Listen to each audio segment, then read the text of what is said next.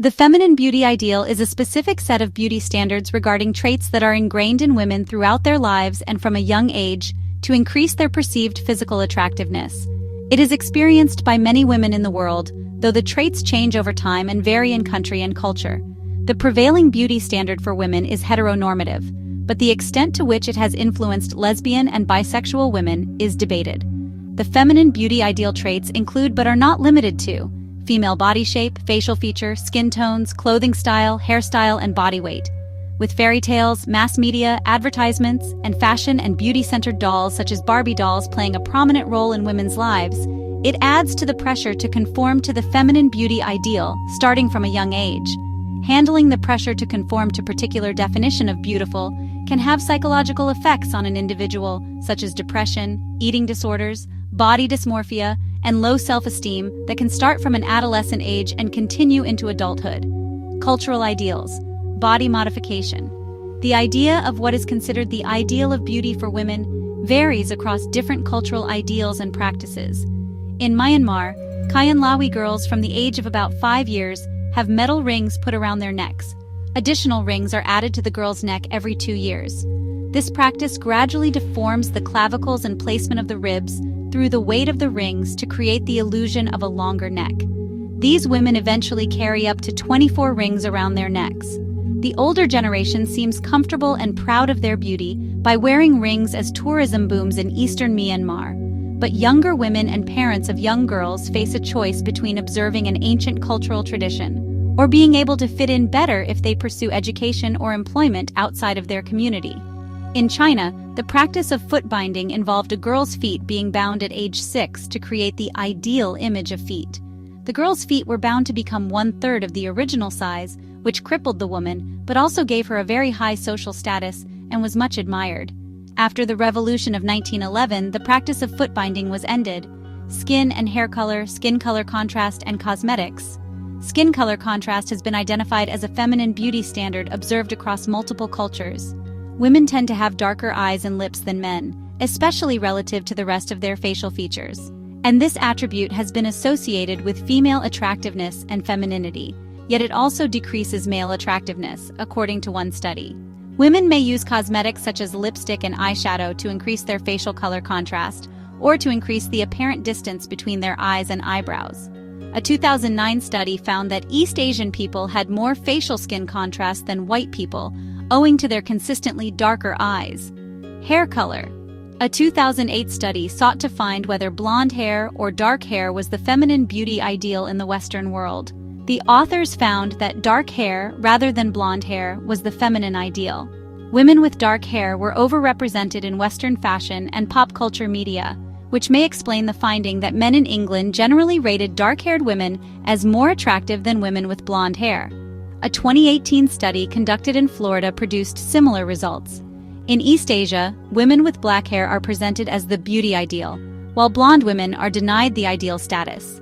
Blonde Swedish women have reported low self-esteem while living in Singapore, as local beauty standards have reduced their sense of femininity. Japanese advertisements have occasionally depicted blonde women as envious of black-haired women. Skin color standards. The practice of skin whitening is common amongst women in the Middle East, South Asia, and Africa, while sun tanning, indoor tanning, and self-tanning is common among white women in the Western world. In the 21st century, the popularity of tanning has substantially increased among young women in the United States, Australia, and China, despite professional advice to avoid tanning due to the risk of skin cancer and photoaging. In the 2020s, there has been a 175% increase in self-tanning among Gen Z African Americans. The colonization of non-white countries by European migrants sometimes led to the establishment of interracial beauty ideals, such as in Dutch Indonesia, where white Dutch male colonists defined beauty standards that ranked Southeast Asian women as more attractive than white women, based on their darker skin and black hair. Some studies using Caucasian male subjects from Western countries have identified a preference for women with darker skin, which indicates that there is no innate preference for lighter skin within the Western world. Thus, there is a preference for tan-skinned women that is largely specific to Western culture. Some studies from Western countries have found that, among young women, those with a tanner skin color have higher self-perceived attractiveness. Regional standards. Southeast Asian women, Dutch Indonesia. In the Dutch East Indies, now Indonesia, the feminine beauty ideal created by white male colonists was for women to have a brown skin color with black hair. In the 1920s, an American consul wrote a letter to the United States Secretary of State in which he observed that white European Dutch men in colonial Indonesia preferred to marry local women of color over white Dutch women, primarily because the brown skin and black hair of Indonesian women was perceived to be more beautiful than the pale and fair-haired complexions of white Dutch women. The frequency at which young Dutch men married Indo women was considered an embarrassment for the conservative element of Dutch society. The legacy of this interracial beauty ideal continues to be reflected in local literature, as it was written in a popular novel that a golden-colored skin is the greatest gift Allah can bestow upon a woman, in reference to a blonde-haired girl who did not inherit her grandmother's complexion. East Asian women. China. In ancient China, pale skin was seen as a prerequisite for beauty for both men and women, and it was also a marker of one's place in the social class system. However, according to recent research, tan-colored skin has emerged as the new feminine beauty ideal, with many Chinese women now viewing their tanned skin as healthier and more attractive. According to Tai Wei Lim, Chinese women in media now sport bronze complexions, and this is viewed as a reclamation of women's autonomy from the declining Chinese patriarchy. Historically, Tang Dynasty women with a plump figure were considered the standardized view of beauty, contrasting with the expectations of the tall, slim figures of today. Starting from Song elites and eventually popularized and ended in the Qing dynasty, foot binding was seen as an idolized representation of women's petite beauty, and the practice was referred to as San Kun Jin Lian, 3-inch golden lotus. In Chinese literature and poetry, Chinese beauties were almost always of noble or middle-class status, and depictions often portrayed them as court ladies or servants of court ladies, wearing immaculate clothing. This implies that beauty in ancient China was not only a matter of physical appearance but also of social status and wealth. Japan. Though sharing some aspects of Confucian culture with China, beauty standards between China and Japan have differed historically. Dating back to the Heian period, 794–1185, Japanese court ladies would color their teeth black, a practice known as ohaguro, upon reaching adulthood. This custom was practiced by the nobility. Samurai clans could be seen at a large number of temples, but were not generally seen among commoners. The practice of teeth blackening lasted until the Meiji Restoration of 1868. Hairdressing and apparel were of supreme importance in the Heian period. Eyebrows were plucked and replaced with darker, wider ones that were painted higher on the forehead, a practice known as hikimayu. Hair had to be at least long enough to touch the ground when seated. The use of pale makeup known as oshiroi was common, which emphasized the color combinations of Heian period clothing, junihito for women and suikan for men, which were chosen for their seasonality and symbolism. Japanese scholar and art critic Okakura Kakuzo stated in his compilations of lectures in 1905 that the considerable basis of beauty for modern Japan is, to make a beautiful woman, she is to possess a body not much exceeding 5 feet in height, with comparatively fair skin and proportionally well-developed limbs, a head covered with long, thick, and jet-black hair, an oval face with a straight nose, high and narrow, rather large eyes with large deep brown pupils and thick eyelashes, a small mouth hiding behind its red but not thin lips, even rows of small white teeth, ears not altogether small, and long, thick eyebrows forming 2 horizontal but slightly curved lines with a space left between them and the eyes, a very high as well as a very low forehead being considered not attractive. Research suggests that Japanese beauty ideals may be affected more by individuality than Korean or Chinese culture. Japanese people are more likely to incorporate anti-aesthetics, incompleteness, uncertainty, pluralism, and deconstruction of what is considered to be beautiful, which is against the normal Japanese beauty standard, which was based on aesthetics. This is allowing Japanese women to embrace their flaws that society used to turn against them, and to instead use their features and embrace the uniqueness of one's moles, birthmarks, eye shape, teeth shape, and various facial elements. In the late 20th century, the emergence of the Ganguro and Gyaru subcultures was considered an act of rebellion against the Japanese feminine beauty ideal. These trends were characterized by spray tans, dyed blonde or orange hair color, and brightly colored contact lenses. Women who adopted these fashion trends faced extreme social pressures from family members and punishment from school authorities, leading some to drop out of school and enter the labor force at a young age. South Korea. The traditional female beauty ideal in Korea is for a woman to have a wide, large, moon-like face with narrow eyes and full red lips. These are seen as the attributes of female fertility and motherhood within Korea. More recently, as Korean women's wealth and social empowerment have improved, they have increasingly sought cosmetic surgery to produce the opposite look, a narrower face and wider eyes. According to Deborah Gimlin, this trend suggests that Korean women are resisting the traditional ideal aesthetic by distancing themselves from the maternal body. As of 2018, South Korea has the highest rate of cosmetic surgery per capita. Between 1990 and 2006, the number of surgeries specializing in plastic surgery in South Korea grew to the total rate of 8.9% per year, where the majority fraction undergoing these procedures were young people. A survey in 2004 showed that out of 1,565 female students attending college, 25.4% of them had undergone plastic surgery for double eyelids, 3.6% for the nose, and 1% for jaw to cheekbone. Polling from 2015 in South Korea indicates that as many as 30% of young women age 19, the 29th of May, have undergone plastic surgery in South Korea. Due to the rise of idol culture, beauty aesthetics in South Korea have undergone drastic changes, where women associate beauty with professional success. In workplaces, women are expected to be physically attractive. Headshots are required when submitting resumes to some companies, and the appearance of female applicants is often scrutinized, with both professional skill and physical beauty idealized.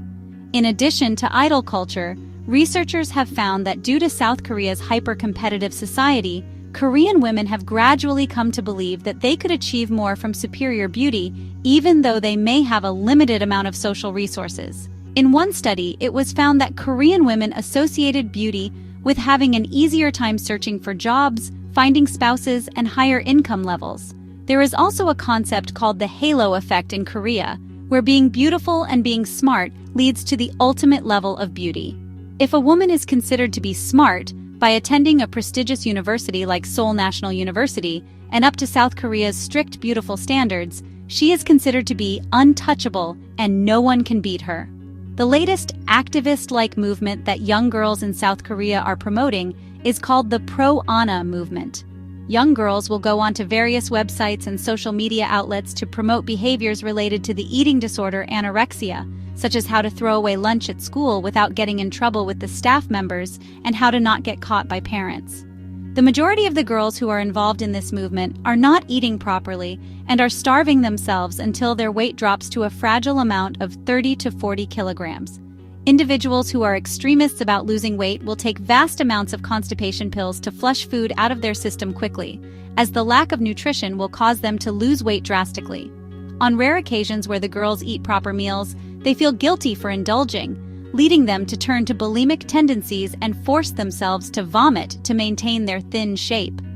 In South Korea, psychotropic appetite suppressants also increased in popularity by 31.5% from 93.2 billion won, $77.4 million in 2014 to 122.5 billion won, $102.8 million in 2018, while the sales in non-psychotropic appetite suppressants increased 126.8% from 34.9 billion won, $29.3 million to 79.1 billion won, $66 million during the same time. The long-term use of psychotropic appetite suppressants increases the risk of side effects such as pulmonary hypertension and severe heart disease. This, in combination with the lack of nutrients that girls receive due to anorexic tendencies, can cause malnutrition, osteoporosis, heart disease, and hair loss. Taking into account that it is more harmful to teenagers as their brains and bodies are still in developing, their extreme dieting habits can lead to irregular menstruation, loss of menstruation, stunted growth, and in extreme cases, death.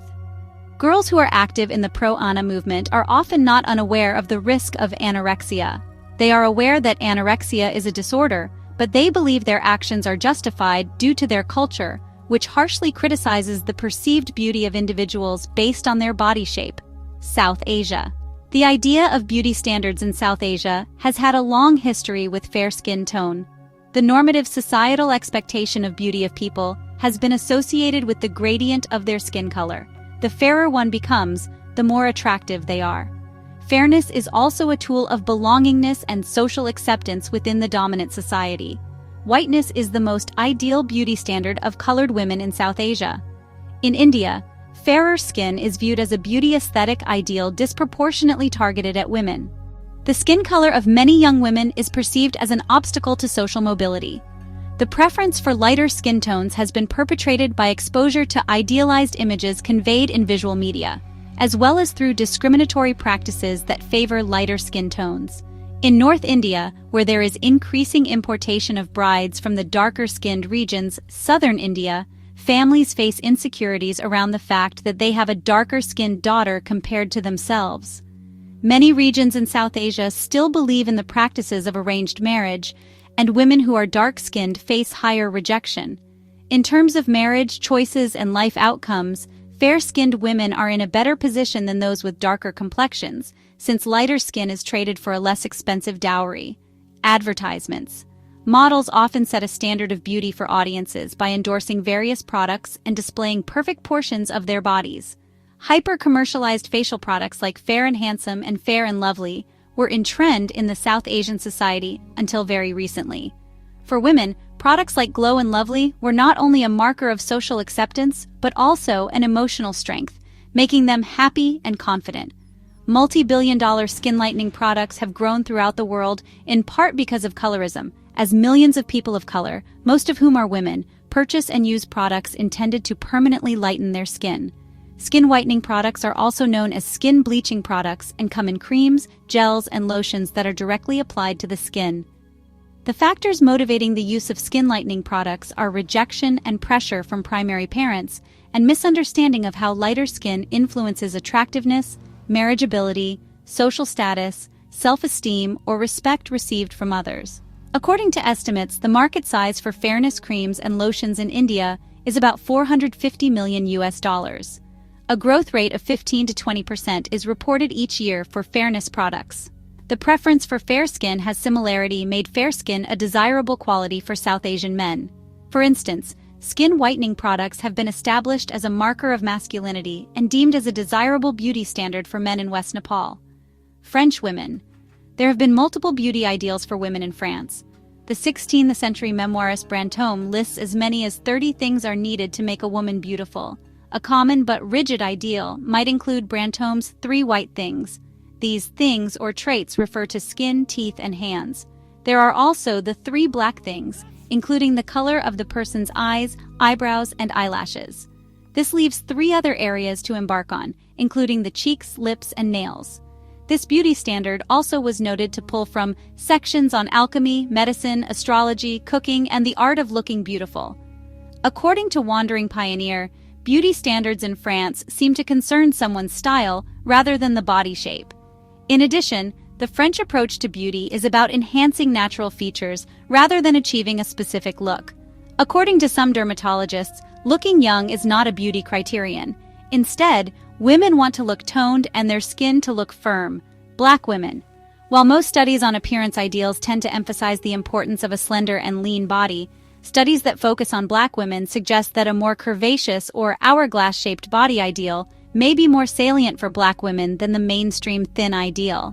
Studies conducted in the United States have found that black women generally have a greater tolerance for heavier body sizes compared to white and Asian women, and additional studies found that black women generally perceive larger curvy body ideals, as well as larger buttocks and thick thighs, as more desirable compared to white women. The curvier body ideal also exists among Black Caribbean women. Black women undergoing cosmetic surgery generally request larger and fuller buttocks and thighs compared to other women seeking buttock augmentation, and they often desire maximum fullness of the buttocks as well as an extreme prominence of the upper buttocks. The internalization of this curvaceous body ideal has been suggested as being a possible factor in the overweight and obesity epidemic among African American women, as they are the demographic in the United States, with the highest rates of being overweight or obese, and they additionally often underestimate the weight and size of their own bodies. Overweight and obesity are also highly prevalent among Black female populations living in Europe, including the United Kingdom, where Black Caribbean and Black African women have higher obesity rates compared to the general British population, which has also been attributed to a greater cultural tolerance for heavier bodies. Black South African women similarly have higher obesity rates than other demographics in South Africa, which has similarly been attributed to Black South African women idealizing heavier body sizes consisting of larger buttocks and hips. In addition to overweight and obesity, other health concerns from this idealized body image include the use of products such as apetamin, an unapproved appetite stimulant with dangerous health risks that has gained popularity among Black women in the United Kingdom and the United States who seek to attain the curvier body ideal. Sarah Baartman was a 19th century Khoikhoi woman from South Africa who gained notoriety for the large size of her buttocks caused by a genetic condition known as steatopygia, which is prevalent among Khoikhoi women. Her large buttocks were exoticized and treated as a spectacle in Europe, where she was displayed in freak show attractions, and she both aroused and repelled white society. Although white society viewed such women as savage and wild, there was also an enchantment and sense of eroticization of this body type. White women of that era adopted the bustle dress, which created the appearance of larger buttocks, leading to some scholars to make comparisons with the buttocks of Baartman and suggest that the bustle was influenced by her physique. Since the 2010s, a considerable number of non-Black women have gotten buttocks implants to fulfill this beauty ideal, with the number of procedures nearly doubling from 2014 and 2015. The Brazilian butt lift surgery also gained popularity, with the American Society of Plastic Surgeons estimating that the number of procedures increased by 38% between 2017 and 2019. Non-Black celebrities such as Kim Kardashian have achieved recognition for their large buttocks and curves. Some Black feminists such as Yomi Adegoke view this beauty trend as cultural appropriation of Black feminine beauty. Yomi Adegoke argues that this trend seeks to imitate the curvier body ideal of Black women, who have faced negative stigma rather than receiving similar praise for possessing the same bodies. Some Black women have additionally found Sarah Baartman's story as a source of inspiration and empowerment to celebrate curvier bodies, seeing parallels between her life and the modern cultural appropriation and societal treatment of curvy Black female bodies. As racial minorities in the United States, African Americans were historically pressured by white beauty ideals that conflict with their own natural features and beauty ideals. Paradoxically, Makar and Strube observe that modern-day Black women view themselves more favorably than white women and are less likely than them to pursue the conventional beauty ideal. Makar and Strube asked Black women with both low and high self-esteem to judge themselves in relation to images of white and Black supermodels. Both low and high self-esteem Black women rated themselves as more attractive than the white models, but less attractive than the Black models. However, women with stronger Black identity perceived themselves as substantially more attractive. The authors found that Black women who have a stronger sense of Black identity were less likely to be impacted by external beauty ideals than Black women with a weaker sense of Black identity, which suggests an explicit rejection of white beauty standards. Colorism can be defined as discrimination towards people within the same racial or ethnic group or community based on the shade of one's color. Colorism can also affect Latin Americans, East Asians, South Asians, and even Europeans, leading to complexion discrimination. Colorism in the United States dates back to during slavery, where lighter-skinned men or women were required to work indoors, while the darker-skinned individuals were to work out on the fields. The shade of their skin color determined their job as well as the treatment they were to receive. In the documentary film Dark Girls, interviews of Black women in the documentary shine light on the unspoken topic of colorism. Experiences and experiments mentioned in the film conclude how women of darker skin suffered socially, mentally, and personally. Some of the women in the film mention how they did not see themselves as beautiful because of their darker skin. In Flash of the Spirit, Robert Farris Thompson discusses the ancient beauty ideals for African women. The ideals were, there were no ideals. Beauty was rarely accepted if you were too perfect or overly handsome. Being too much of something was a red flag because it threw off the spectrum according to Yoruba society. It was called Iwontunwonsi. This is the opposite of what the standards for society are today because they set a middle ground to compare people to, yet the middle ground consists of high standards. According to Laura Engel, Black women, but not other women of color, have been whitewashed. Whitewashing of black women is not only limited to whitening black individuals' skin tones, but also giving them straight hair textures and Eurocentric features. Magazines and beauty companies have been criticized for whitewashing the images of black female celebrities on covers and advertisements, mostly photoshopping them with lighter skin. According to a 2020 study, black women who were online beauty content creators had lower salaries, fewer brand endorsements, more difficulty receiving sponsorships, and a significantly slower rise to popularity compared to non-black online beauty content creators.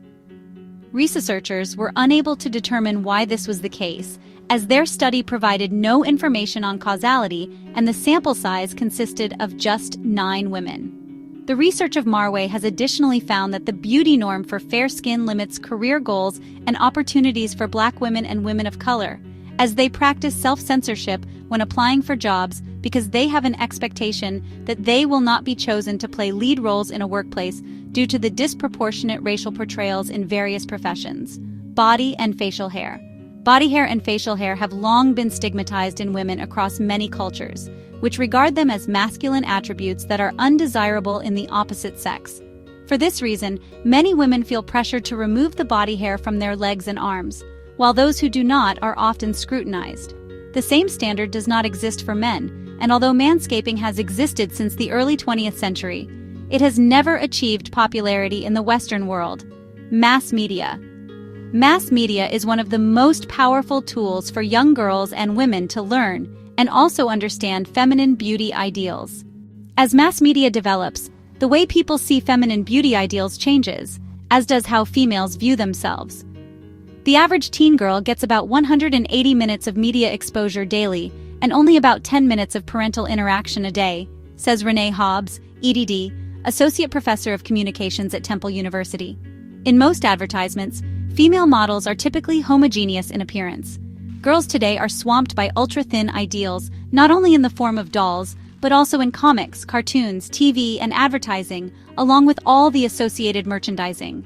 In addition to this, the feminine beauty ideal in the mass media is manipulated by technology.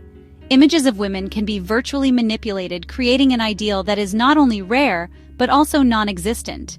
The Encyclopedia of Gender in the Media states that the post-production techniques of airbrushing and computer-generated modifications perfect the beauty myth by removing any remaining blemishes or imperfections visible to the eye.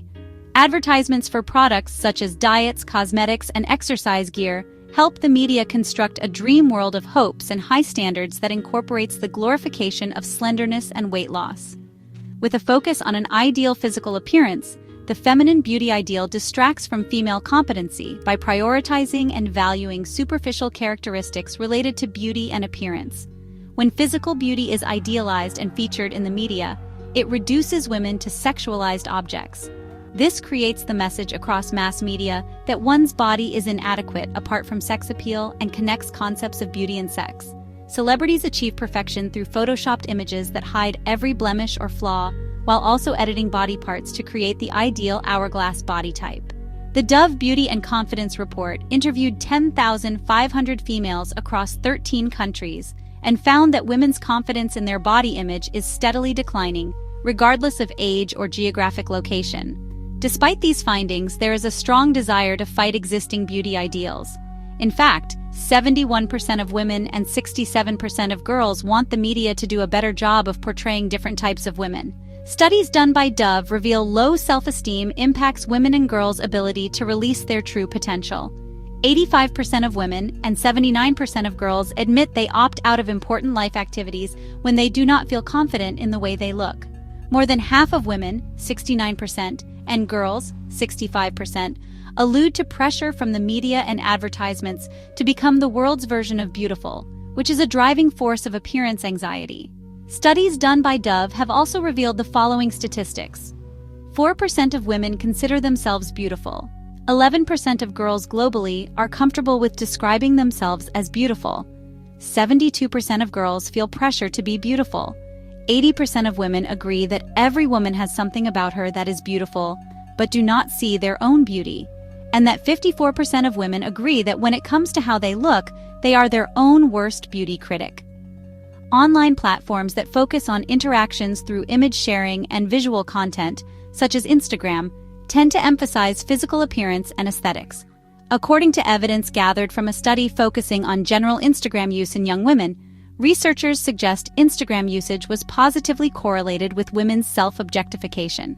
This same study also considered the effect of Instagram on the internalization of the Western beauty ideal for women, and the evidence gathered in the study agrees with the idea that Instagram use encourages women to internalize the societal beauty ideal of Western cult.